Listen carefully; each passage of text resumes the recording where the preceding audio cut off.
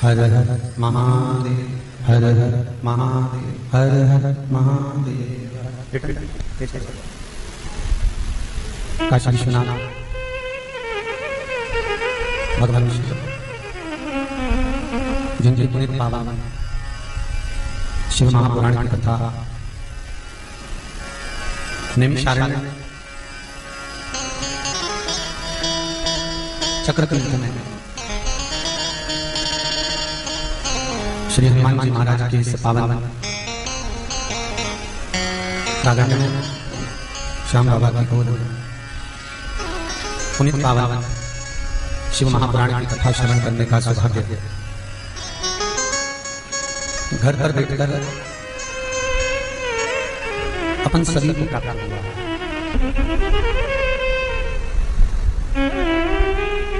एक बार ब्रह्मा जी भगवान विष्णु के पास में पहुंचते और ब्रह्मदेव ने भगवान विष्णु से जाकर निवेदन करा कि नारायण, मेरे मन का एक संशय है।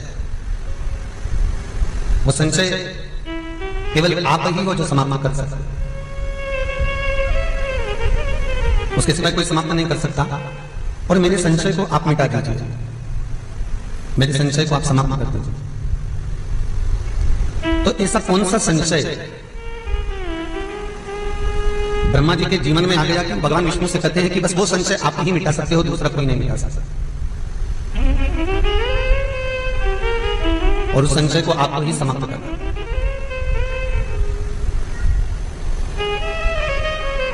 भगवान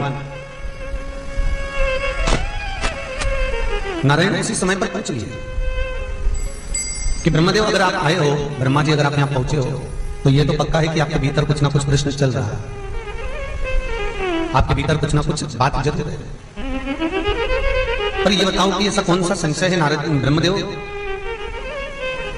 क्या आप उस संशय से उबर ही नहीं पा रहे, आपका निवारण ही नहीं हो पा रहा? महाराज संशय केवल इतना सा है कि मैं इंद्रदेव के पिताजी को जानता हूं, मैं वायुदेव के पिता को जानता हूं, मैं जलदेव के पिता को जानता हूं, और मुझे मेरे पिता का नाम भी मालूम है कि मेरा जन्म आपकी नाभि से कमल के पुष्प के ऊपर हुआ है। पर प्रभु मुझे केवल जानना है, तो इतना सा जानना है कि मेरे को ये मालूम है कि मेरे पिता आप हो, पर मुझे ये ज्ञात नहीं है कि आपका पिता कौन है।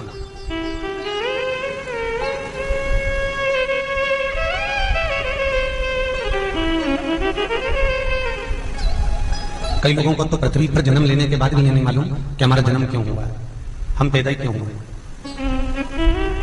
हमारे जन्म का कारण है क्या, हम क्यों जन्मे। पहले भी कथा में कहा और आज फिर कहते हैं, दो कारणों से मनुष्य का जन्म होता है, एक भगवान का भजन करने के लिए और दूसरा कर्म का भोग भोगने। एक आप भगवान का भजन करिए, दूसरा आप कर्म का भोग भोगिए। और मृत्यु लोक में यदि जन्म हुआ है, मृत्यु लोक में आप आए हो, तो कर्म का भोग तो आपको भोगना ही पड़ेगा। इसलिए पहले भी बारंबार कहा, आज फिर निवेदन करते हैं कि भगवान से नहीं डरना, मत डरो, धर्म और शास्त्रों से नहीं डरना, मत डरो। वेद और पुराण से नहीं डरना, मत डरो। अपने माता पिता से नहीं डरना, मत डरो। गुरु और शिष्यों से नहीं डरना, मत डरो। मंदिर और देवालय से नहीं डरना, मत डरो। आपके घर के बुजुर्गों से, बड़ों से नहीं डरना, मत डरो। मंदिर में भगवान से नहीं डरना, मत डरो। धर्म और शास्त्र से नहीं डरना, मत डरो। और शिव महापुराण की कथा कहती है अपने कर्म से जरूर डरना, क्योंकि कर्म का भोग तो परमात्मा को भी भोगना पड़ता है।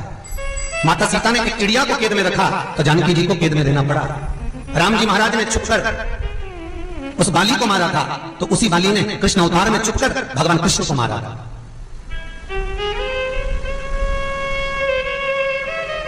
हमारे कर्म का भोग हमको भोगना है। इसलिए फिर निवेदन, मत बुरे कर्म कर बंदे वरना पछताएगा। भगवान की आंखों से तू बच नहीं पाएगा, तू बच नहीं पाएगा। अरे ओ अज्ञानी मत करना दानी।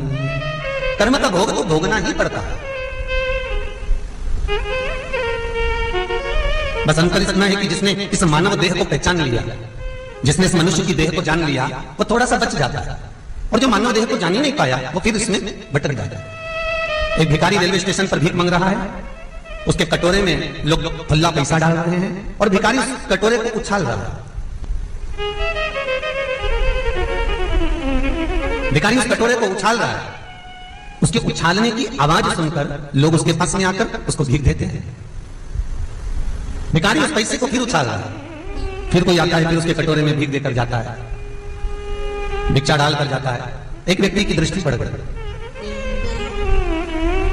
और एक व्यक्ति की जब दृष्टि पड़ी और वो उसके पास में पहुंचा तो उसने अपने जेब में से पर्स निकालकर 100 के 10-15 नोट निकाले और भिखारी को दिए। और भिखारी को देकर कहा कि ये इतने पैसे मैंने तुमको दे दिया, तुम भीख नहीं मांगोगे, लाओ कटोरा दो इधर। और वो व्यक्ति भिखारी का कटोरा ले गया, भिखारी को वो 100 के 15 नोट 20 नोट दे गया। भिखारी खुश हो गया। रोज 1-1 रुपए के लिए खड़ा होना पड़ता था, आज भगवान ने बड़ी कृपा कर दी और अपने को इतना सारा रुपया मिल गया। कोई व्यापार लगा लेंगे, कोई चाय की दुकान, कोई पान की दुकान लगा लेंगे, थोड़ा पैसा हाथ में आ गया। अब भीख नहीं मांगना। अब जिस व्यक्ति ने वो कटोरा लिया था वो व्यक्ति उस कटोरे को लेकर घर पर गया। धर्म पत्नी से कहा इसको अच्छा मांझ कर लाओ, घिस कर लाओ, साफ कर लाओ। धर्म पत्नी उसको मांझ कर, घिस कर, साफ कर लेकर आई। पति से आकर कहा ये कटोरा तो बहुत चमक रहा है। पति कहता है ये कटोरा कोई साधारण नहीं है, ये सोने का कटोरा है। इसी के चक्कर में तो मैंने 100 के 20 नोट दे दिए थे। हजारों लाखों का कटोरा कोड़ियां मांगने के काम आ रहा था, कोड़ियां जोड़ने के काम आ रहा था। बस यही जीवन है। यह हजारों लाखों करोड़ का यह कटोरा है और हम भी केवल कोड़ियां ही जोड़ रहे हैं, केवल कोड़ी। हम भगवान नाम नहीं जोड़ पा रहे, हम भगवान का स्मरण नहीं जोड़ पा रहे, हम शिव नाम नहीं जोड़ पा रहे, हम शंकर का अनुमोदन नहीं जोड़ पा रहे, हम भगवत भजन नहीं कर पा रहे। हीरा छोड़ बटोरी कांकर कृष्णा तनिक मरी। भगवान का नाम जोड़ने का जो समय था वो छोड़ दिया और संसार की वस्तुओं को हमने जोड़ दिया।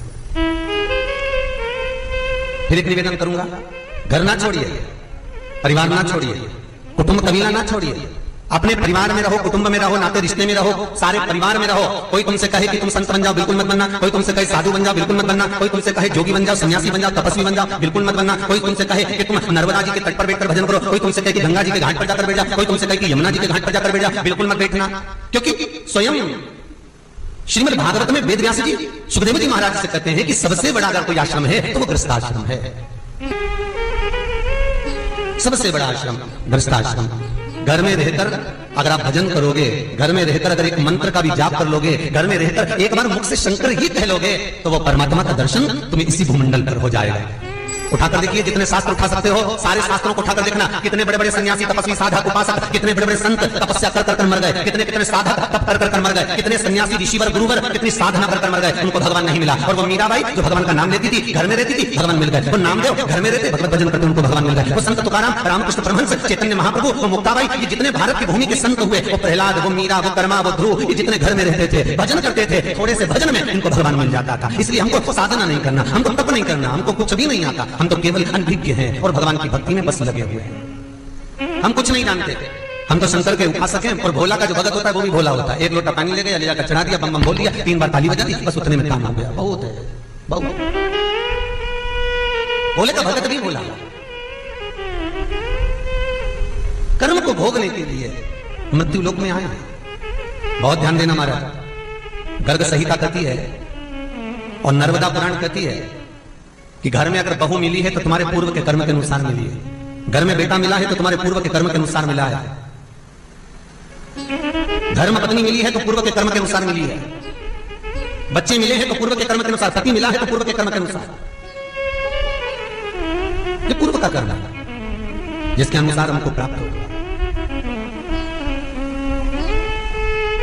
कितने लड़के देखे थे तुम्हारे लिए, जितने टीवी के सामने बैठकर कथा सुन रहे हो, सही बताना ईमानदारी से दीदियों, तुम्हारे लिए कितने लड़के देखे, कितने बायोडाटा आए, कितने रिश्तेदार आए, कितने संबंध देखे गए, पर तुम्हारी किस्मत में यही लिखा था। और मेरे भाई जितने कथा सुन रहे हैं टीवी के माध्यम से, सही बताना तुम्हारे लिए कितनी लड़कियां ढूंढी होगी, पर तुम्हारी किस्मत में यही लिखी थी। उसका कारण है पति और पत्नी का जो संबंध है वो 7 जन्म का संबंध है। पर शिव महापुराण की कथा कहती है माता पिता का जो संबंध है वो केवल 1 जन्म का संबंध है। ये माता पिता का संबंध 1 जन्म का है, ये दूसरी बार नहीं मिल पाता। इसलिए गरुड़ पुराण भी कहती है, शिव महापुराण भी कहती है, लिंग पुराण भी कहती है कि माता पिता की जीते जी जितनी सेवा कर सकते हो उतना प्रेम से करो, खूब करो। उसके बाद आपको अगर जीते जी अच्छे से सेवा कर ली तो बाद में मरने के कंडा जलाकर धूप देने की भी जरूरत नहीं पड़ेगी।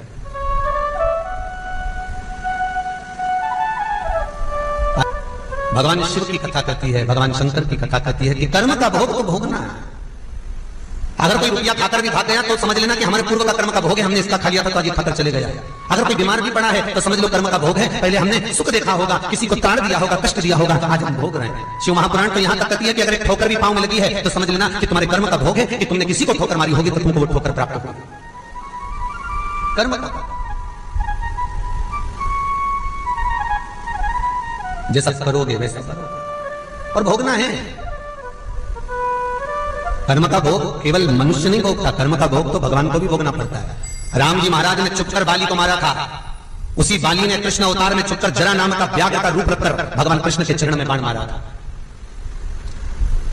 वही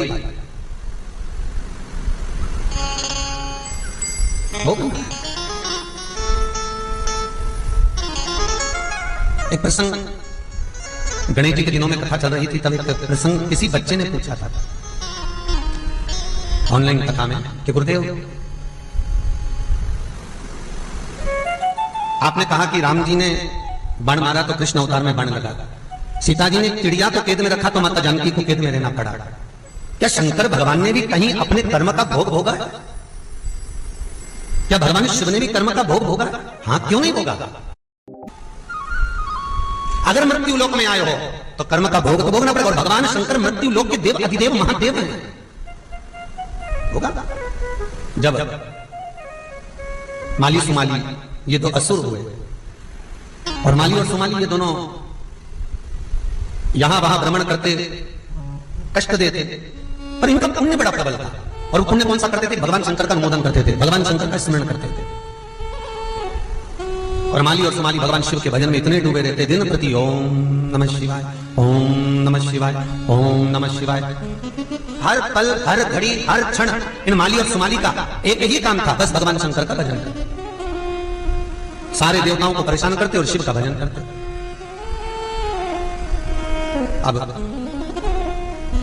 एक दिन सूर्य नारायण भगवान के पास में सारे देवता पहुंच गए और सारे देवताओं ने जाकर भगवान सूर्य नारायण से विनती करी कि है सूर्य नारायण देव, एक काम करो, ये माली और सुमाली मंडलों में निवास करते हैं और इन दोनों ने सारे देवताओं को कष्ट करा है, सारे देवताओं को कष्ट में डुबो कर रखा है। तो एक काम करो कि सूर्यदेव आप इन माली और सुमाली को मार दो। आज सूर्य नारायण को आगे कर 33 कौटी देवता सबकी सब तैयार होकर माली और सुमाली को मारने के लिए गए। और यहां तो शिव महापुराण की कथा कहती है कि काल क्या करे उस महाकाल के आगे मार। शिव महापुराण की कथा कहती है क्या करे? अकाल मृत्यु वो मरे जो काम करे चंडाल का, और काल उसका क्या बिगाड़े जो भक्त हो महाकाल का। अगर शंकर के भगत हैं, राजा श्वेत की कथा कहती है, कहते राजा श्वेत शिव मंदिर में बैठा है, भगवान शंकर का भजन कर रहा है, स्मरण कर रहा है, और शंकर के भजन कीर्तन में, शंकर के स्मरण में डूबा हुआ राजा श्वेत। और इतने में यमराज ने भेज दिया, जाओ यमदूतों, राजा श्वेत का अंतिम समय उठा कर लिया। और यमदूत गए राजा श्वेत को उठाने के लिए, और जब यमदूत राजा श्वेत को लेने के लिए जाते हैं, इतने में राजा श्वेत भगवान शंकर पर जल चढ़ा रहा था और वो जल बहकर नीचे की ओर जा रहा था। जाते समय वो जल कार्तिकेय बाबा को और श्री गणेश जी महाराज को लगा, तो कार्तिकेय जी ने उठकर उन यमदूतों को भगा दिया। यमदूत चले गए। बहुत ध्यान से सुनिएगा महाराज, अगर कोई व्यक्ति बीमार पड़ता है, किसी व्यक्ति को बड़ा रोग हो जाता है, कोई व्यक्ति को तकलीफ आ जाती है, कष्ट आ जाता है, तो कोई ब्राह्मण ये नहीं कहता कि तुम कनकधारा का पाठ करो, कोई ब्राह्मण ये नहीं कहता कि तुम श्री सूक्त करो, कोई ब्राह्मण ये नहीं कहता कि तुम पुरुष सूक्त करो। अगर ब्राह्मण कहेगा तो एक ही बात कहेगा कि तुम जाओ और महामृत्युंजय का जाप करो। क्यों? क्योंकि अगर काल से भी कोई छुड़ा सकता है तो वो मेरा महाकाल भी हो सकता है, इसके सिवाय कोई नहीं। क्योंकि काल पर भी अगर कोई विजय प्राप्त कर सकता है तो वो शंकर ही, मेरा शंभु, मेरा दयालु, मेरा शिव ही हो सकता है, दूसरा कोई नहीं।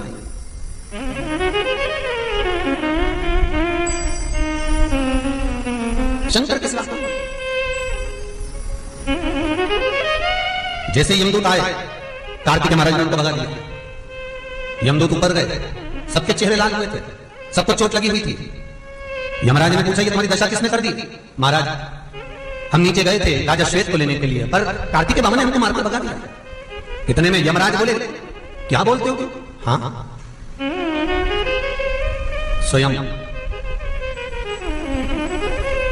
स्वयं मृत्यु देवी को यमराज ने भेज दिया, जाओ मृत्यु देवी।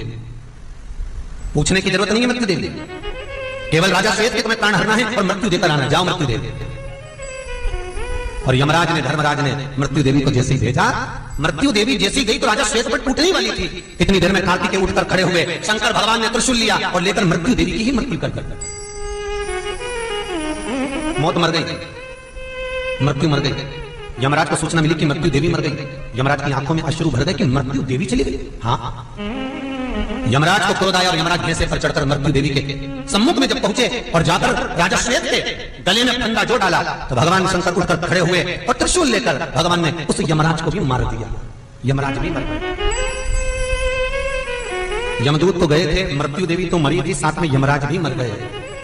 यमराज के जब प्राण छूट गए, हाहाकार मच गया, ब्रह्मांड हिलने लगा, सारे देवता आकर भगवान शंकर के सामने जाकर खड़े हो गए। भोलेनाथ, त्रिकालदर्शी, कैलाशी, अविनाशी, हे शिव कृपा करो। शंकर भगवान ने पूछा, हुआ क्या प्रभु, आपने इसको मारा क्यों? भगवान शंकर बोले, भूमंडल पर आकर, पृथ्वी पर आकर, मृत्यु लोक में आकर, अगर ब्रह्म लोक में जाना है तो ब्रह्मा से पूछना पड़ेगा, वैकुंठ में जाना है तो भगवान विष्णु से पूछना पड़ेगा, इंद्र लोक में जाना है तो इंद्र से पूछना पड़ेगा, पितृलोक में जाना है तो आर्यमा स्वामी से पूछना पड़ेगा, और मृत्यु लोक में अगर यमराज को आना है किसी को भी लेने के लिए तो शंकर से पूछना पड़ेगा, क्योंकि इस मृत्यु लोक का देव अधिदेव महादेव है। तो इसने बिना पूछे उठाया कैसे? किसी के घर में जा रहे हो, कोई वस्तु उठा रहे हो, तो पहले पूछो तो काका जी ये ले जाऊं, काकी जी तुम्हारे यहां से कटोरी चाहिए ले जाऊं, प्रेस चाहिए ले जाऊं, पहले पूछो तो सही कि क्या लेकर जाना है आपको। वैकुंठ के देवता हैं भगवान विष्णु, ब्रह्मलोक के देवता हैं भगवान ब्रह्मा, और मृत्यु लोक का देव है देव अधिदेव महादेव। जरा भोला है, बहुत सीधा, और घर में जो भोला होता है ना उसको लोग थोड़ा गिनते कम है। उसी तरह सबकी आदत है, जितने भी लोग कथा सुन रहे हैं ऑनलाइन, जितने भी, सबको देखना, जिनके घर में जो भोला होगा ना लोग उसको गिनते ही नहीं है, बहुत सीधा साधा। कोई बुआ भोली है, कोई जीजी भोली है, 3-4 दिन में एक दिन बहुत भोली, बाकी के जो चटपट है ना वो तो कीने में पीछे हटते ही, वो भोले वो जाए। पर जो भोला है, सहज है, सरल है, वो भोला। एक बार पार्वती जी ने शंकर जी से कर दिया था, भोलेनाथ सारी दुनिया के लोग भगवान विष्णु को भजते हैं वैकुंठ जाने के लिए, ब्रह्मा जी का भजन करते हैं ब्रह्मलोक जाने के लिए, दुनिया के लोग सारे देवी देवताओं को पूछते हैं, अपन तो शमशान में बैठे, कोई मिलने तक नहीं आता। शंकर भगवान बोले, तुझे चिंता करने की जरूरत नहीं है, अगर मिलने आएगा नहीं तो बांध के लाया जाएगा, पर एक दिन तो आएगा, तुम चिंता मत, और जिस दिन आएगा उस दिन वापिस कभी नहीं जाएगा, तो टेंशन मत। अगर आ गया तो जाना नहीं, तू क्या चिंता करती है?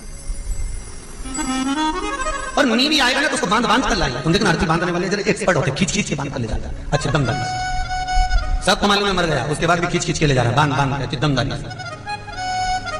तू क्या को टेंशन लेती, चिंता करती, बैठे भजन कर, तू राम जी को भजन भोला। और ये शंकर भोला, शिव ओघड़ी। शंकर भगवान बोले, यमराज अगर मृत्यु लोक में तुम्हें आना था तो पहले हमसे पूछना था, क्या राजा श्वेत को ले जा सकते हैं? सारे देवता स्तुति कर रहे हैं, ब्रह्मा विष्णु कर रहे हैं, नारायण बोले इसको जिंदा कर दो। भगवान बोलते हैं, मैं मृत्यु देवी और यमराज दोनों को जीवित कर देता हूं, पर इनको वचन देना पड़ेगा। ये वचन दे, क्या वचन? जीवित किया, उठ के खड़े हुए मृत्यु देवी और यमराज। यमराज वचन दीजिए, यदि कोई मेरा भजन कर रहा होगा, यदि कोई मेरा नाम जाप कर रहा होगा, स्मरण कर रहा होगा, तो आप उससे कोसों दूर रहेंगे। इसीलिए किसी का एक्सीडेंट होता है, कोई वेंटिलेटर पर पड़ा होता है, किसी की तबीयत खराब होती है, स्वास्थ्य गड़बड़ होता है, तो पंडित जी एक ही बात कहते हैं कि महामृत्युंजय का जाप कर लीजिए, क्योंकि जाप चलेगा तो इसको सुख मिलेगा।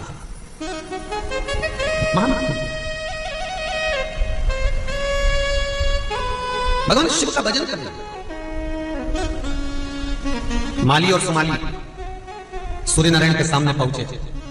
एक क्षण के लिए भी माली और सुमाली के मुख से शंकर का नाम बंद ही नहीं होता था। एक क्षण के लिए हर पल भगवान शिव का स्मरण, हर पल भगवान शिव का नाम। महाराज आज सूर्य नारायण के पास सूचना पहुंची। देवताओं ने जाकर निवेदन करा कि इस माली और सुमाली को मार दीजिए। सारे देवताओं को ऊपर उपद्रव मचा कर रखा है। सूर्य नारायण भगवान जैसे माली और सुमाली को मारने के लिए पहुंचे और माली और सुमाली शंकर का नाम जब घटकी जिज्ञासा से कर रहे थे, घटकी जिज्ञासा। शिव महापुराण कहती है 21,600 श्वास मनुष्य के शरीर से प्रतिदिन निकलती है और 21,600 श्वास जो मनुष्य के शरीर से निकल रही है, हर श्वास में भगवान का भजन होना चाहिए। प्रत्येक श्वास ना जाने कब कौन से समय पर श्वास रुक जाए, इसका किसी को ठिकाना नहीं, किसी का। दुनिया जो अहम करती है ना कि मैंने घर बनाया, मैंने जायदाद बनाई, मैंने ये काम किया, मैंने ये काम किया। कोरोना महामारी ने सबको दिखा दिया। 4 महीने तुम्हारी दुकान बंद थी, 4 महीने तुम्हारा घर का दरवाजा बंद था, 4 महीने तुम्हारे दरवाजे पर सब्जी दूध भाजी कुछ नहीं आया। ना तुम कमाने के लिए गए, ना तुमने नौकरी करी, ना तुम तनख्वाह लेकर आए, ना तुम्हारा धंधा चला, ना बिजनेस चला। भगवान ने दिखा दिया कि जन्म मैंने दिया है तो पेट भरने की जवाबदारी भी मेरी है। मेरा मेरा करना बंद कर दे।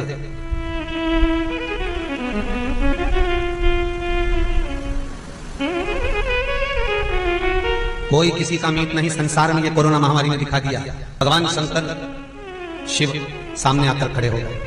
सूर्य नारायण देवता ने जैसे ही अपना आनंद चक्र उठाकर मारना चाहा माली और सुमाली को, शंकर भगवान को क्रोध आया और शंकर भगवान ने त्रिशूल उठाकर सूर्य नारायण भगवान का सिर काट दिया। चारों तरफ अंधेरा छा गया, हाहाकार मच गया कि सूर्य मर गए, सूर्य नारायण का सिर कट गया, भगवान सूर्य नारायण का सिर कट गया। ब्रह्मा का भी सिर कटा तो शंकर ने ही कटा। सूर्य नारायण भगवान का सिर कटा, शिव ने काटा। यमराज का मस्तक कटा, शिव ने काटा। कारण केवल इतना सा था कि शंकर का भजन करने वाला, शिव स्मरण करने वाला, उसको तकलीफ क्यों, उसको कष्ट क्यों। और मेरा निवेदन है आप सबसे, जितने श्रोता कथा सुन रहे हैं, दिल से कहता था, अगर आप शंकर के मंदिर में 1 लोटा पानी भी चढ़ाते हो, आप शंकर को अगर एक फूल भी चढ़ाते हो, शंकर को अगर एक बेलपत्री भी चढ़ाते हो, तो ये तो पक्का है, दिल से चढ़ाओगे, भाव से चढ़ाओगे तो शंकर आपके कष्ट को तो हर ही देगा, ये पक्का है। पर दिल से चढ़ाना। कई लोगों का मन नहीं होता, मंदिर जाते जरूर है कि पंडित जी ने कहा तो मंदिर चले जाते, पंडित जी ने बोला है तो हम पशुपति व्रत कर लेते हैं, पंडित जी ने बोला है तो सफेद आंकड़े की जड़ कमर में बांध लेते हैं, पर हमें फायदा नहीं मिला। तो उसका कारण हो सकता है कि आपकी चित्तवृत्ति शिव तक नहीं गई है, आपकी चित्तवृत्ति शंकर तक नहीं पहुंची है। 2 मित्र थे, दोनों का जन्मदिन एक ही दिन था। दोनों ने विचार करा आज अपना जन्मदिन है, चल। एक मित्र बोला होटल चलते हैं, एंजॉय करेंगे, खूब खाएंगे पिएंगे, मौज करेंगे, डिस्को पार्टी करते हैं। दूसरा बोला नहीं नहीं नहीं, मेरे को तो उज्जैन जाना है, महाकाल का दर्शन करने। दोनों मित्र आपस में झगड़ा कर चले गए। जिसको उज्जैन जाना था वो उज्जैन चले गया, जिसको पार्टी में जाना था पार्टी में चले गए दोस्तों को लेकर। अब जो दोस्तों को लेकर होटल गया था, उसने खूब खाया पिया, मौज करा, नशे में धुत हो गया और नशे में धुत होकर विचार करता है, बताओ मेरा मित्र कितना अच्छा जन्मदिन मना रहा होगा, उज्जैन में महाकाल के मंदिर में दर्शन कर रहा होगा, महाकाल को जल चढ़ा रहा होगा, महाकाल को बेलपत्र चढ़ा रहा होगा। जो होटल में पड़ा हुआ है, नशे में पड़ा हुआ है, मदिरा का नशा कर पड़ा हुआ है, वो याद कर रहा है कि मेरा मित्र शंकर के मंदिर में बेलपत्र चढ़ा रहा होगा, पानी चढ़ा रहा होगा, दूध चढ़ा रहा होगा। और जो शंकर के मंदिर में, उज्जैन महाकाल के मंदिर में खड़ा हुआ था, बहुत लंबी लाइन लगी है, धक्के खा रहा है, मन में सोच रहा है मेरा मित्र कितना अच्छा जन्मदिन मना रहा होगा, होटल में खूब खा पी रहा होगा, खूब एंजॉय कर रहा होगा, खूब डिस्को कर रहा होगा, दोस्त भी सब आए होंगे। शंकर के मंदिर में खड़े होने के बाद भी वो होटल को याद कर रहा है और वो होटल में पड़े रहने के बाद भी शंकर को याद कर रहा है। दोनों मिल गए, दोनों मिल गए। 2 साल बाद दोनों का एक्सीडेंट हो गया, दोनों मर गए। जो होटल में पड़ा था वो बैकुंठ में खड़ा था, जो मंदिर में खड़ा था वो नरक में पड़ा था। बहुत ध्यान रखना हमारा,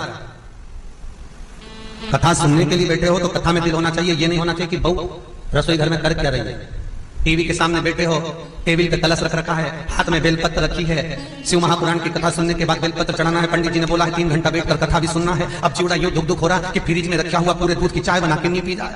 आधा ध्यान तो वहां लगा हुआ है, शंकर जी की कथा चल रही है।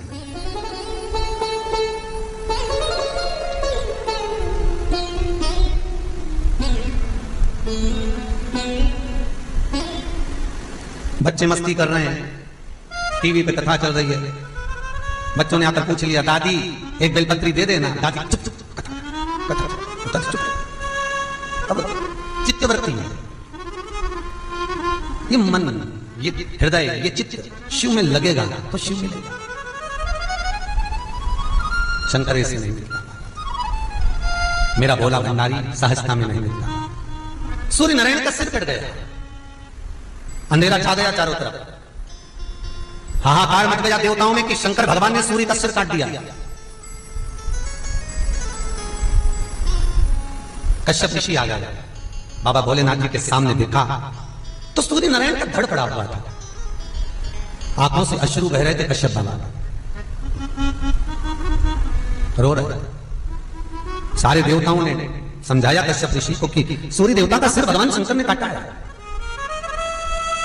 क्यों काटा? कश्यप ऋषि ने शंकर भगवान से पूछा, भोलेनाथ आपने मेरे पुत्र का सिर क्यों काटा, मेरे सूर्य का सिर क्यों काटा? भगवान शंकर कहते हैं, ये माली और सुमाली जो शंकर का अनुमोदन कर रहे थे, ये माली और सुमाली जो शिव का नाम जाप कर रहे थे और नाम जाप करते समय सूर्य नारायण को मारना चाहते थे, इसलिए इनका सिर काटा।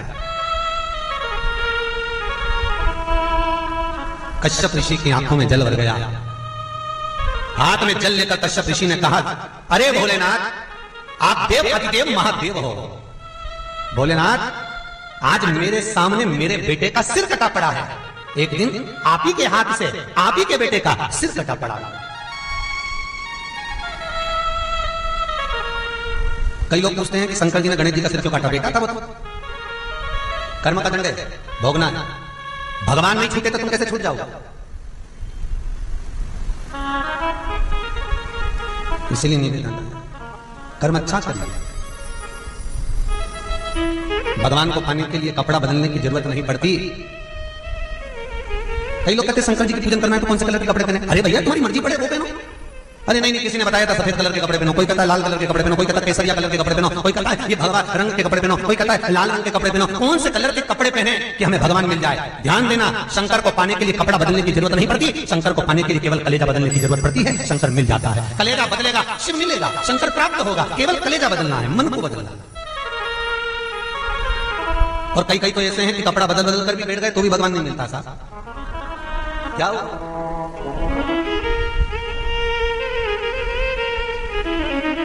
भगवान मिले। समुद्र और शिव महापुराण बहुत गहरे हैं, बहुत गहरे। समुद्र में डूबोगे तो मरोगे, शिव महापुराण में डूबोगे तो तरोगे। बस ये पक्का, दोनों गहरे अथाह गहरे। मर गए, सूर्य नारायण का सिर कटा। हे शिव, हे शंकर, हे भोलेनाथ। कश्यप बाबा कहते हैं मेरा पुत्र का सिर कटा हुआ पड़ा है, तुम्हारे हाथों से तुम्हारे पुत्र का सिर कटे। सूर्य नारायण को भगवान विष्णु के कहने पर वापिस जीवित करा, वापिस भगवान विष्णु ने कहा कि भोलेनाथ आपने सूर्य का सिर काटा था, आप इनको कोई वर नहीं देना चाहिए। शंकर भगवान ने कहा सुनो सूर्यदेव, शिव पंचायत में आपको भी पूजा जाए, इसलिए शिव पंचायत में सूर्य की आराधना भी होती है।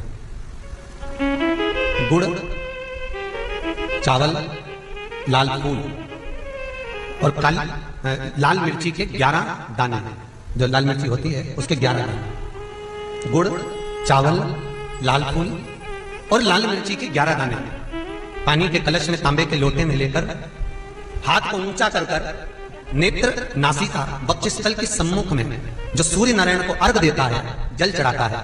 कोई व्यक्ति अगर रुपये खाकर बैठ गया, पैसा लेकर चले गया, नहीं दे रहा, धन डूब रहा है, तुमने 25 बार फोन लगा दिया, हमारा पैसा दे दो भैया, हमारा धन दे दो भैया, हमारा रुपया खा गया, कोई पैसा कोई माल अटक गया, डूब गया, तो स्वयं शिव महापुराण की कथा कहती है कि तांबे के कलश में जल लेकर, गुड़ डालकर, लाल फूल डालकर, चावल डालकर और मिर्ची, लाल मिर्च के 11 दाने उसके अंदर डालकर जो सूर्य को अर्घ रविवार के दिन दे देता है, अगले रविवार तक पैसे की आवक आना प्रारंभ हो जाती है। जो आज तक फोन नहीं उठाता वो फोन उठाना चालू कर देता है, धन देने के लिए खड़खड़ाता था। बस 2-3 रविवार करना है।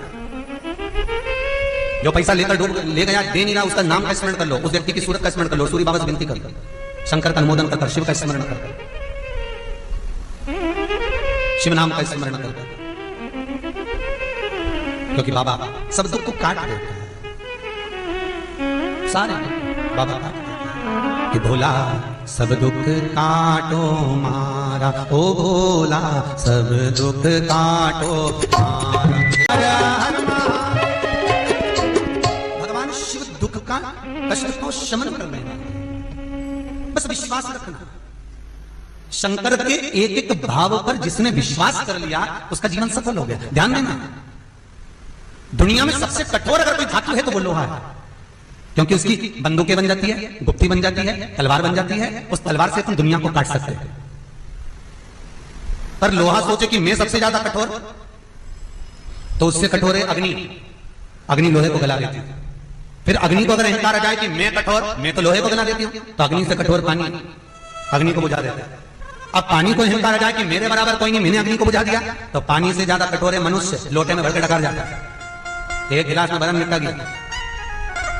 और मनुष्य सोचे कि मेरे बराबर कोई कठोर नहीं, तो मनुष्य से ज्यादा कठोर होती है बीमारी, जो मनुष्य को ही निकल जाती है, मानव को ही निकल जाती है। और बीमारी सोचे कि मुझसे ज्यादा कठोर कोई नहीं, तो शिव महापुराण की कथा कहती है बीमारी से भी कठोर अगर कोई है तो मेरा कालों का काल महाकाल है, जो बीमारी को भी निकल जाता है, बीमारी को भी समाप्त कर देता है। ऐसी कौन सी बीमारी है जिसका इलाज शिव महापुराण में नहीं?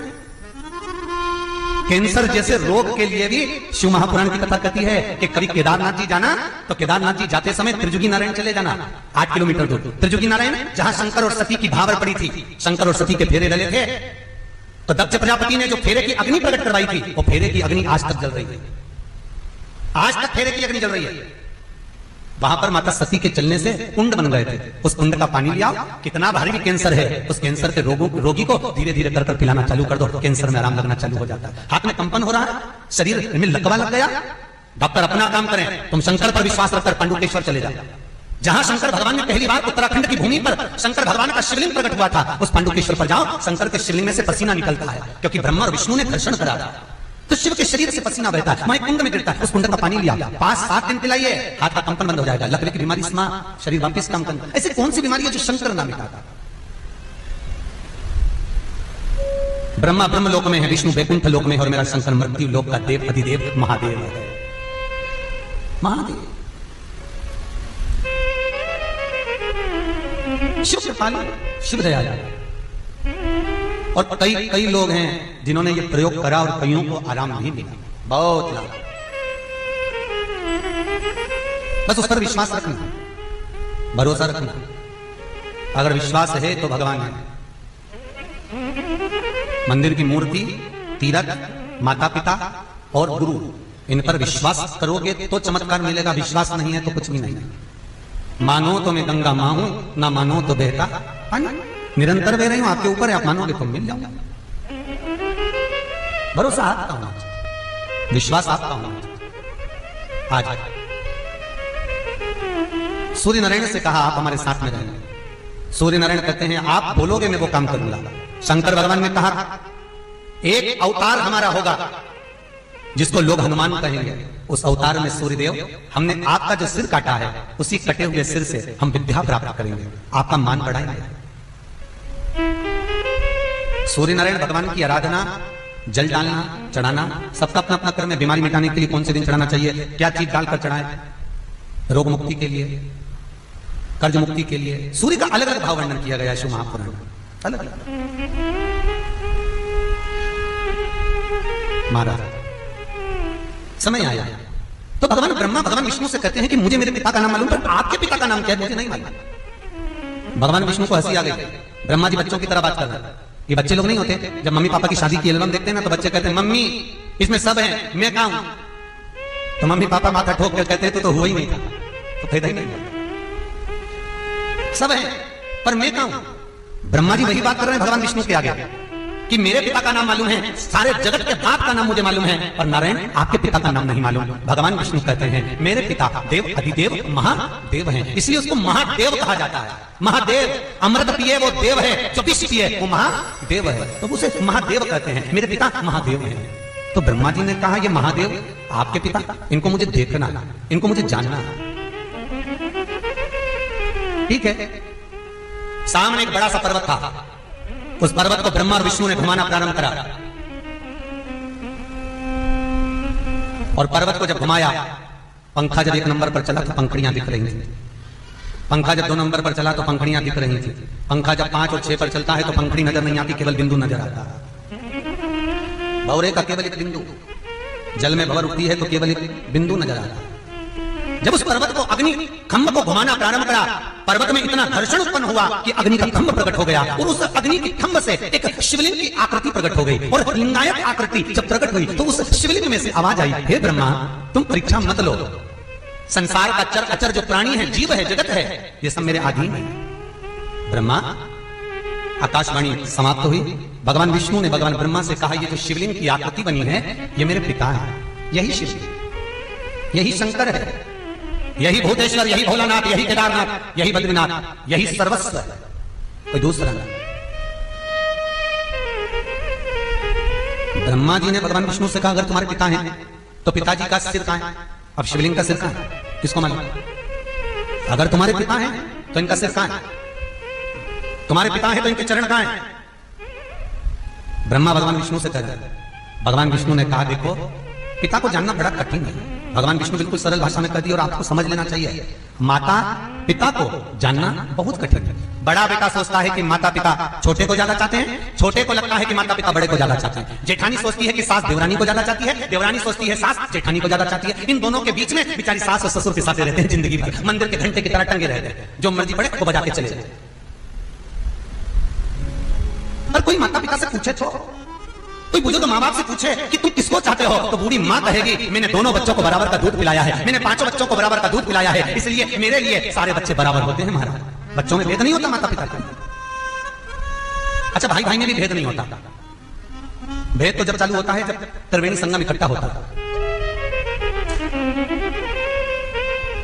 ये 2-3 घाट की एक साथ जब इकट्ठी होती है ना, तब ये धीरे धीरे स्लो पॉइजन देना चालू करती है। देखिए तुम्हारे भाई भाई तो मम्मी दिन भर जो सामान मिले वो छोटी वाली को दे देती है, मेरे को तो कुछ नहीं देती। देख लो, और छोटी धीरे धीरे स्लो पॉइजन, देख लो वो जीजी को तुरंत सास निकाल के देती है। तो बड़ी को लगता है कि सास छोटी को ज्यादा चाहती है, छोटी को लगता है सास बड़ी को ज्यादा चाहती है। बेचारी सास की हालत गंभीर हो जाती है। क्या बोले बेचारा। मेरा बूढ़ी बूढ़ी माताओं से निवेदन है, वामन अवतार की कथा याद करो। वामन भगवान ने उषा की एक तीली को निकालकर कमंडल में डालकर शुक्राचार्य जी की एक आंख कर दी थी। आपसे निवेदन है, कभी भी परिवार में 2 दृष्टि मत रखना, परिवार में 1 दृष्टि रखना। बड़ी बहू को जितना दो उतना छोटी को दो, जितना बड़े को उतना छोटे को। कभी मुख से ये मत कहना कि मुझे बड़ी प्रिय है कि छोटी प्रिय है। कभी मुख से ये मत कहना कि मुझे कौन अच्छा लगता है। क्यों? क्योंकि गेम कभी भी किसी भी पाले में जा सकती है और किसी भी बहू से पाला पड़ सकता है। अपन को कभी नहीं कहना, जब भी बोलना एक ही बात कहना, मेरी बड़ी बहू बहुत बढ़िया, छोटी वो भी बहुत बढ़िया। भगवान की कृपा करना क्या, कितने दिन की जिंदगी, खूब चकाचक। बड़ी की यहाँ भी रसगुल्ला खाओ, छोटी की यहाँ गुलाब जामुन निपटाओ। अपने को क्या करना, तेरा मेरा कहते कहते जिंदगी निकल जाए। आग लगे बस्ती में, अपन रहो मस्ती में, क्या किसको रोइए, चादर तान के सोइए, चकाचक रहो शंकर जैसे, भोलेनाथ जैसे। सावन के महीने में शंकर भगवान को देखना, पार्वती जी शिव जी से कहती है, सब लोग आ रहे हैं पानी भर भर के गंगा जली कांवड़ की ले लेके, भोलेनाथ इतना जल ले लेके आ रहे हैं और पंडा होने को अंदर नहीं आने दे रहा है। तो ये वहीं से लोटा फेंक फेंक के मार रहा है, और वहीं से बेलपत्री, वहीं से फूल, वहीं से पत्तियां।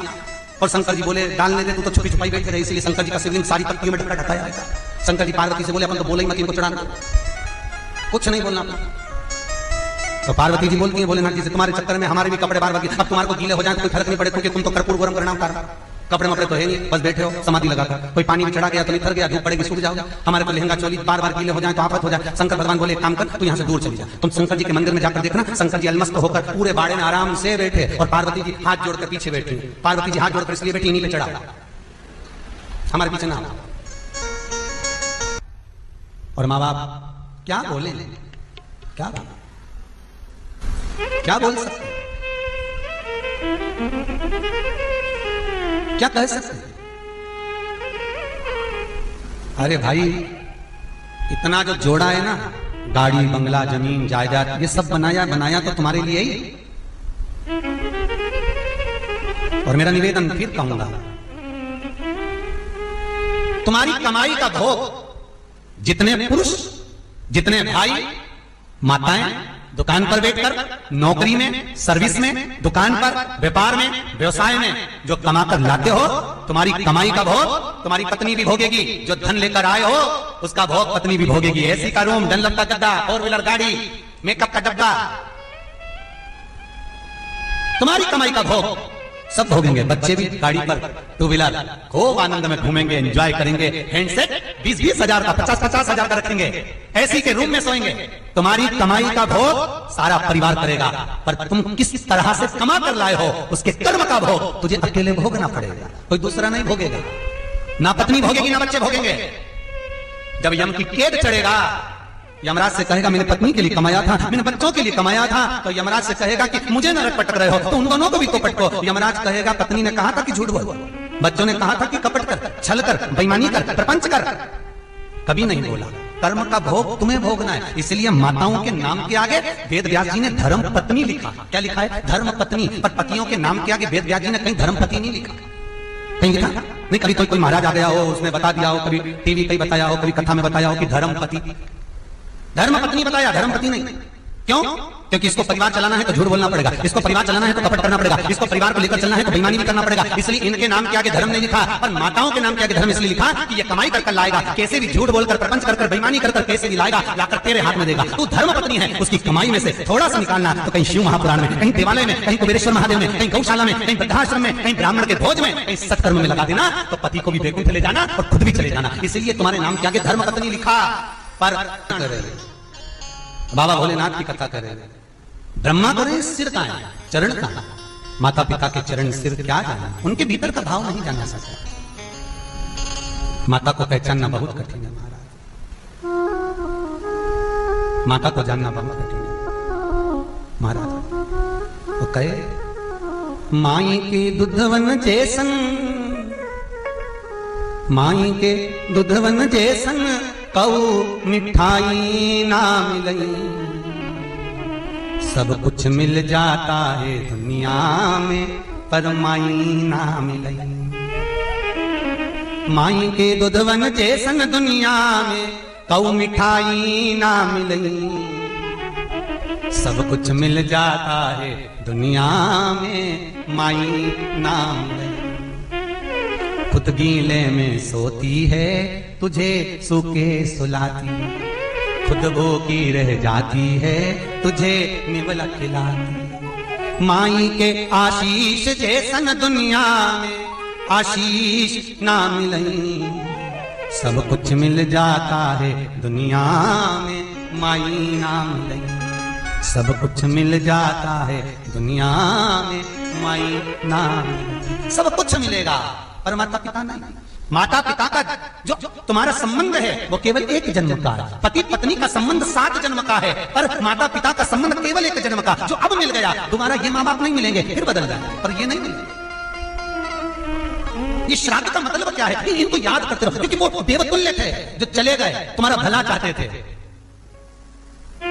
एक बूढ़ी माँ ना उसका बेटा गिनता ना बहू गिनती है, और हमने उसको हंसी में कह दिया माँ ना तेरा बेटा गिने ना बहू गिने, एक काम कर पूरी जायदाद को वृद्धाश्रम में दे दे। अरे महाराज कैसे दे दे? भले नहीं गिने पर दूंगी तो छोरा और बहू को। ये दिल अगर किसी का हो सकता है तो एक माँ का ही हो सकता है। इतना दुख सहने के बाद भी दुआ देती है, बद्दुआ नहीं। और भेद हमने कर दिया, बड़ी कहती है छोटी को ज्यादा चाहती, छोटी कहती है सास बड़ी को ज्यादा चाहती। सबको सास का धन चाहिए। वो कहते हैं ना माता पिता की वसीयत दुनिया को अच्छी लगती है, पर माता पिता की नसीहत किसी को अच्छी नहीं लगती। माता पिता कहते बेटा ऐसा मत कर तो बुरा लग जाएगा, और माता पिता कहते प्लाट के तेरा नाम लिखा तुरंत चली जाएगी, तुरंत। वसीयत अच्छी लगेगी, नसीहत नहीं। जिस घर में माँ बाप का, तो कह जिस घर में माँ बाप की इज्जत नहीं होती, उस घर में देखना कभी बरकत नहीं होती। वहां लक्ष्मी आएगी, बदल नहीं आएगा। एक जन्म जिससे संबंध निभाया है वो संबंध निभाओ, अच्छे से निभाओ, प्रेम से, दिल से। महाराज शिव कथा कह रहे, करुणा सागर भगवान शंकर की कथा कहती है। ब्रह्मा कह रहे हैं भगवान शंकर के शिवलिंग में सिर का है, पिताजी का सिर का है, चरण का है। भगवान विष्णु कहते हैं सिर और चरण की बात मत करो, बस यही मेरे पिता है, मुझे चरण देखना है, शिव सिर देखना है। शंकर भगवान को जानना है तो भगवान विष्णु से ब्रह्मा जी बोले एक काम करो तुम चरण देखने जाओ, मैं सिर देखने जाता। ब्रह्मा जी के वचन शिव जी को जानने के लिए भगवान विष्णु चल दिए। भगवान विष्णु पाताल में जा रहा है, भगवान ब्रह्मा आकाश में जा रहा है, ऊपर भगवान विष्णु थोड़ी देर तक नीचे गए, वापस आ गए। उनको मालूम था भगवान शिवलिंग का चरण नहीं मिल सकता। माता पिता के चरण जानना बहुत, उनके हृदय की गति को जानना बहुत कठिन, उनकी गहराई को जानना कठिन। वापिस भगवान विष्णु आ गए, पर ब्रह्मा नहीं आया। ब्रह्मा जाते गए, ऊपर पहुंचते पहुंचते ब्रह्मा जी ने देखा कि अवसर नहीं मिलने वाला, तो ब्रह्मा जी केतकी के फूल को तोड़ लिए। और ब्रह्मा जी ने केतकी के फूल को तोड़कर कहा, रे केतकी तू मेरे साथ नीचे चल, भगवान विष्णु के सामने चलकर कह देना कि ब्रह्मा जी को शंकर भगवान का सिर मिल गया। केतकी बोली, मैं काहे को झूठ बोलूं? भाई व्यक्ति झूठ जब बोलता है जब उसका कोई फायदा होता है, अब मेरा तो कोई फायदा ही नहीं, तो मैं झूठ काहे को बोलूं? भगवान ब्रह्मा जी ने कहा, केतकी के फूल मैं तुझको सुगंधित बनाकर रखूंगा, सारे देवताओं पर चढ़ाऊंगा, चल चल कर बोल। केतकी बोली, ठीक है चलो। और यदि शंकर भगवान की साक्षी में भगवान विष्णु ने नहीं माना तो कोई एक सबूत हो ले चलो। अब झूठ को सबूत की जरूरत पड़ती है, सत्य को नहीं। चलो चलते चलते ब्रह्मा जी को गाय दिखाई, गौमाता से कहा, हे गौमाता, हे गौमाता आप हमारे साथ चलो नीचे, और भगवान विष्णु के सामने चलकर कह देना कि ब्रह्मा जी को भगवान शंकर के शिवलिंग का सिर मिल गया, छोर मिल गया। गौमाता बोली, मैं काय को झूठ बोलूं? भगवान ब्रह्मा ने कहा, सुन गौमाता, सबसे पहली रोटी बनेगी तो तुझे मिलेगी, बस तू झूठ बोल। गौमाता एक रोटी के चक्कर में झूठ बोलने चल गई, केवल एक रोटी की।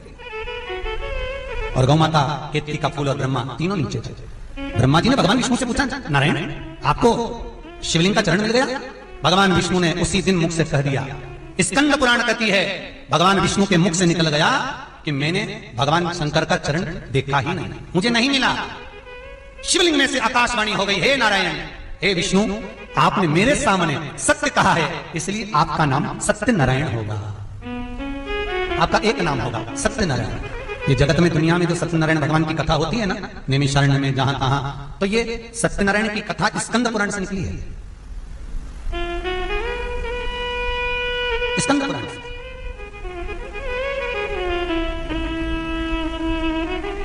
और सत्यनारायण की कथा है क्या, उसका भी व्याख्यान हमने जब मुंबई में अंधेरी में माहेश्वरी समाज ने कथा करवाई थी, संस्कार सत्संग समिति ने, तब उसमें वर्णन किया था स्कंद पुराण। कभी मौका मिले तो उसको श्रवण करना, हमारे पेज पर डली होगी वो, आपको सुनेंगे तो आपको मिलेगी स्कंद पुराण। उसमें से निकालना कि सत्यनारायण की कथा स्कंद पुराण, मुंबई अंधेरी वाली आपको मिलेगी, क्योंकि उस कथा का विस्तार, उस कथा का वर्णन स्कंद पुराण में किया गया। बहुत भगवान विष्णु का एक नाम हो गया श्री सत्यनारायण भगवान की, सत्यनारायण नाम पड़ गया।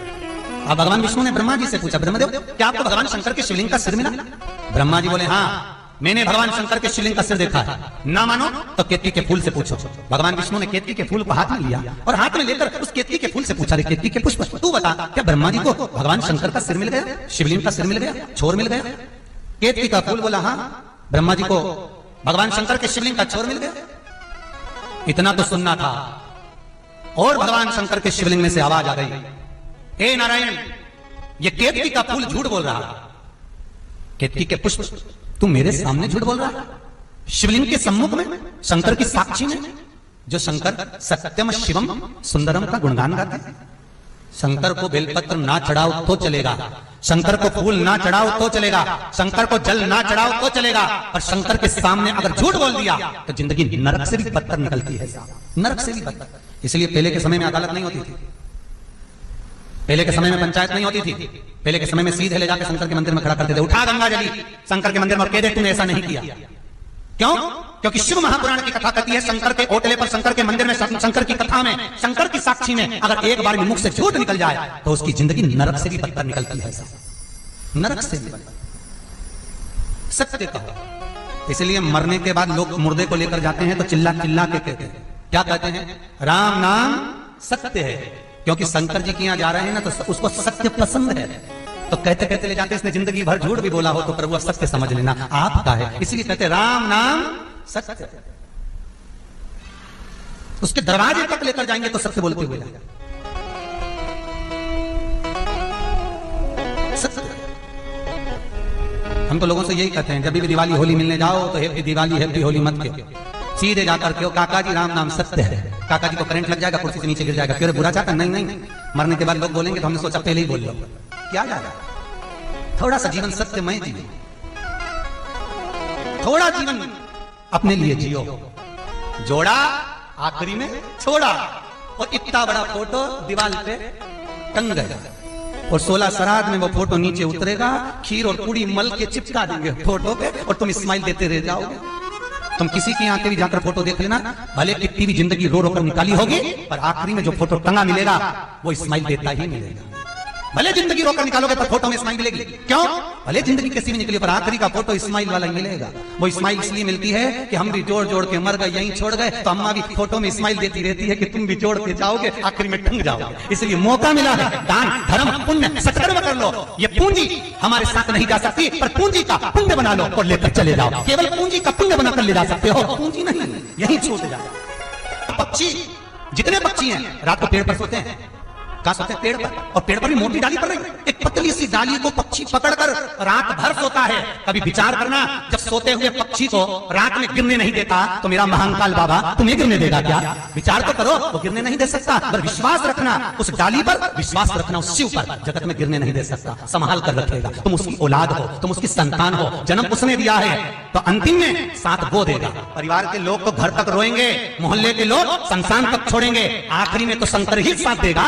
सब आग लगाकर चले जाएंगे, तब शिव बैठा मिलेगा वहीं उसी रात के ढेर पर। शंकर मिलेगा, बात करेगा, खूब कमा लिया, जोड़ लिया, छोड़ दिया, गाड़ी बंगले के चक्कर में दिया, मेरी लीला को जान नहीं पाया, 1 सेकंड में कोरोना बीमारी को फैलाकर पूरे संसार को रोक दिया। शंकर कहेगा ये मेरे हाथ में है चलाना और बिगाड़ना, ये मेरे हाथ में, क्यों चिंता करना?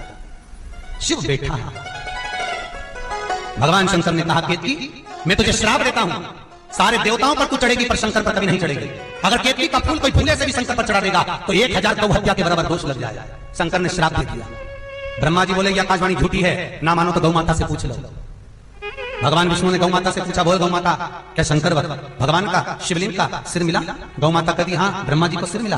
भगवान शंकर आकाशवाणी कर बोले गौ माता तू जगत की माँ कहलाती है, दुनिया के लोग तुझे पूछेंगे तू जगत की माँ कहलाएगी, और तू झूठ बोली है। ए गौ माता मैं तुझे श्राप देता हूँ, तेरा पूरा शरीर पूजा जाएगा और तेरा मुख अपूज्य माना जाएगा। सारे देवताओं की परिक्रमा आगे से होगी, गौ माता तेरी परिक्रमा पीछे से होगी। कन्यादान, वस्त्रदान, अन्नदान, मुद्रादान, स्वर्णदान, सारे दान आगे से होंगे पर गौदान पीछे से होगा, क्योंकि तू झूठ बोली। इसलिए हिंदू धर्म में गौ माता की परिक्रमा पूंछ से चालू होकर पूंछ पे विराम होती है। हिंदू धर्म में सारे दान आगे से होते हैं पर गौदान गाय की पूंछ पकड़कर होता है, क्योंकि तू झूठ बोली, तूने झूठ कहा। ब्रह्मा जी बोले ये आकाशवाणी झूठी है। जैसे ही भगवान शंकर ने सुना शिव जी को क्रोध आया, ब्रह्मा तू झूठ बोलता। भगवान शंकर ने अपने पैर के नख को तोड़कर एक नख को फेंका, उससे काल भैरव प्रकट कर लिया। भगवान शंकर ने आज्ञा करी काल भैरव इस ब्रह्मा का सिर काट दे, इसके 5 सिर हैं, एक काट, और काल भैरव ने अपनी चीटी उंगली के नख को तोड़कर ब्रह्मा का सिर काट दिया। भगवान ब्रह्मदेव का सिर कटा, लुढ़कते लुढ़कते गया। अभी भी ब्रह्मा आकाशवाणी कर करें, ब्रह्मा जी करें, अपने मुख से करें, यह आकाशवाणी झूठी है। भगवान शंकर के नेत्र जल भर गया, रे ब्रह्मा अब तो सिर कट गया, अब तो सत्य बोल ले, तो भी ब्रह्मा सत्य नहीं बोल पाए। ब्रह्मा का सिर जितनी दूर तक लुढ़क कर गया उतनी दूर तक कर्मनाशा नदी प्रकट हो गई। यही उत्तर प्रदेश की भूमि पर कर्मनाशा है, जिस कर्मनाशा नदी का जल स्वान भी नहीं पीता, जिसके जल का लोग सिंचन भी नहीं करते, कर्मनाशा। ब्रह्मा का सिर कटा हुआ सिर ब्रह्मा का।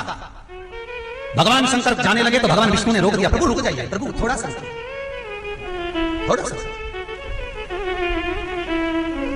प्रभु कृपा कर दीजिए, क्या करता इस ब्रह्मा के सिर का क्या करना है? भगवान शंकर बोले जो झूठ बोला उसके सिर का करना क्या है, खड़े रहने दो। भगवान विष्णु ने ब्रह्मा से कहा ब्रह्मा तेरी गलती को कोई क्षमा नहीं कर सकता। कृष्ण अवतार में भी ब्रह्मा ने गलती करी थी, गाय बछड़ों को हर के ले गए थे, भागवत जी कहते थे। इंद्र ने भी गलती करी थी, जल वृष्टि करवाई थी, पर भगवान कृष्ण ने इंद्र की गलती को क्षमा कर दिया था। क्यों? ब्रह्मा की गलती को क्षमा नहीं करता था। ब्रह्मा ने पूछा क्यों? भगवान ब्रह्मा से कृष्ण कहते हैं ब्रह्मदेव तुम मेरे गाय बछड़ों को लेकर मुझसे दूर चले गए, इसलिए मैं तुम्हें क्षमा नहीं कर सकता, क्योंकि भगवान से भक्तों को तुमने दूर कर दिया। इंद्र की गलती को इसलिए क्षमा करता हूं क्योंकि इंद्र ने गलती तो करी पर दुनिया के लोगों को मेरे चरणों में, गोवर्धन नाथ जी के चरणों में लाकर खड़ा कर दिया, भगवान के चरणों में लाकर खड़ा कर दिया। मैं तुम्हारी गलती को ब्रह्मा क्षमा नहीं कर सकता। भगवान विष्णु ने ब्रह्मदेव से कहा ब्रह्मा अभी भी मौका है, तेरा सिर जो कटा है, भगवान विष्णु ने कहा ये सिर भगवान शंकर के हाथ में जाकर चिपक जा, शंकर के चरणों में लग जा। अगर शंकर के चरणों में जाकर लग जाएगा तो तू उतर जाएगा, तेरी जिंदगी सवर जाएगा। भगवान ब्रह्मा का कटा हुआ सिर भगवान के शंकर के हाथ में जाकर चिपक गया। वो कपाल भगवान ब्रह्मा का जो कपाल था, सिर था, चिपक गया भगवान शंकर के हाथ में। भगवान शंकर ब्रह्मा के कपाल को गिराने लगे, नहीं गिरा, क्योंकि भगवान विष्णु ने कहा था छोड़ना नहीं। गुरु एक ही बात कहता है, भगवान के चरण मत छोड़ो, शंकर के चरण मत छोड़ो। गिरा नहीं वो कपाल। शंकर भगवान ने सोचा इस कपाल का करूंगा क्या, तो शंकर भगवान उसी समय पर दौड़ते दौड़ते भगवान शिव भगवान विष्णु के पास पहुंचे। नारायण, ये ब्रह्मा का कपाल मेरे हाथ में चिपक गया। प्रभु, इसको तो आप ही छुड़ा सकते हो, दुनिया में कोई नहीं छुड़ा सकता। कहां ले जाऊं इसको, कहां जाकर छोड़ूं इसको? भगवान विष्णु ने कहा, प्रभु बस एक काम करो, जिस भूमि का आपको कल्याण करना हो उस जगह पर ले जाओ इसको। भगवान शंकर जिस भस्मासुर को वर दिए थे कि जिस पर हाथ रखेगा तो भस्म हो जाएगा, उसी भस्मासुर के वंश में गजासुर हो गए और गजासुर के पास में पहुंच गए। गजासुर, ये ब्रह्मा का सिर तू रख ले। गजासुर कहता मैं कैसे रख सकता हूं? भगवान शंकर ने देखा गजासुर की छाती पर यज्ञ करा जाए। ब्रह्मदेव को बुलाकर गयासुर को नीचे लेटाकर 5 कोस की गयासुर की छाती पर यज्ञ करना प्रारंभ करा। भगवान ने हाथ का छींटा दिया तो भगवान शंकर के हाथ से जो शीश नीचे गिरा वो बट वृक्ष का रूप ले लिया। इसलिए गया जी ने, आज भी लोग पिंडदान देने जाते हैं तो सिर के नीचे जाते हैं। भगवान शंकर ने कहा, सुनो ब्रह्मा, तुम्हारा कटा हुआ सिर ये बड़का वृक्ष कहलाएगा, बट वृक्ष कहलाएगा। इस बट वृक्ष की छांव में जो पिंडदान करने आएगा, तर्पण करने आएगा, इस वट वृक्ष की छांव में जो श्राद्ध करने के लिए आएगा, उसके पूर्वज उसी समय पर पिंड लेकर तर जाएंगे और जीव को आशीर्वाद प्रदान करेंगे। ये शिव का वचन। शंकर भगवान गया क्षेत्र से चले तो चलते चलते भगवान शंकर इस निमिष क्षेत्र में पहुंच गए। भगवान शंकर जब निमिष क्षेत्र में पहुंचे तब भगवान ने मुड़कर देखा कि भगवान ब्रह्मा का वो कटा हुआ सिर मंडला रहा है, चारों तरफ घूम रहा, गोल आकृति में भ्रमण कर रहा। कभी चक्र तीर्थ पर जाना मौका मिले तो चक्र तीर्थ पर जाकर देखना, शंकर भगवान चारों तरफ शिवलिंग है, चक्र तीर्थ के चारों तरफ शिवलिंग। भगवान शंकर ने देखा ब्रह्मा का सिर घूमता हुआ यहां आ रहा। भगवान ने कहा, ब्रह्मा क्या मांगते हो? ब्रह्मदेव कहते हैं मेरा कल्याण कर दीजिए। शंकर भगवान ने उसी समय जल का सिंचन दिया, हाथ का पानी छोड़ा, ब्रह्मा को प्राप्त हुआ। इसलिए निमिष क्षेत्र में तर्पण, ब्राह्मण भोज, संत भोज, साधु भोज आदि कर्म का बड़ा भाव है। जल छोड़ भगवान शिव फिर चले। चलते चलते जो ब्रह्मा का सिर था उसमें से दाढ़ी केश ब्रह्मा के चले गए, त्रिपुंड मिट गया। ब्रह्मा का केवल एक कंकाल, एक कपाल फिर शंकर के हाथ में चिपक गया। भगवान शिव ने देखा कि कंकाल कपाल फिर चिपका। भगवान शंकर ने उसी समय भगवान विष्णु को बुलाया, नारायण ये क्या लीला हो रही है? भगवान विष्णु बोले, अब ये तो सारी लीला आपको मालूम है प्रभु, हम क्या जानते हैं। भगवान शंकर चल दिए कैलाश पर। जब भोलेनाथ कैलाश पर जाने लगे उसी समय अलकापुरी से एक सुंदर सी आनंद करने वाली एक सुंदर स्त्री सामने से आ रही थी, जिसका नाम अलकनंदा था। कुबेर की नगरी का नाम है अलकापुरी। उस अलकापुरी से अलकनंदा ले रही है बद्रिकाश्रम। अलकापुरी से एक सुंदर स्त्री, सुंदर नारी नदी के रूप में बहती हुई आ रही है, चली आ रही है अलकनंदा।